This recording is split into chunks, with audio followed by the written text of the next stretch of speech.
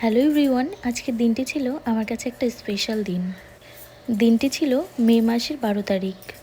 আর দিনটি স্পেশাল কেন বললাম সেটা তো অবশ্যই জানাবো। যখন তোমরা এই ভিডিওটা দেখবে তখন হয়তো অনেকটা লেট হয়ে যাবে। তো যাই হোক, সকাল সকাল স্নান টান করে রেডি হয়ে নিয়েছি।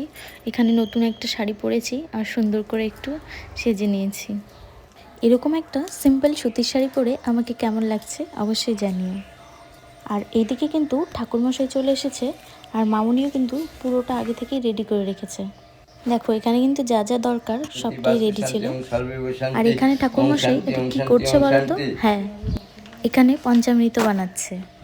যেহেতু আমার এখন প্রেগনেন্সি 5 মান্থ চলছে, তাই 5 মাসের সেই পঞ্চগর্ভটাই আজকে হচ্ছে।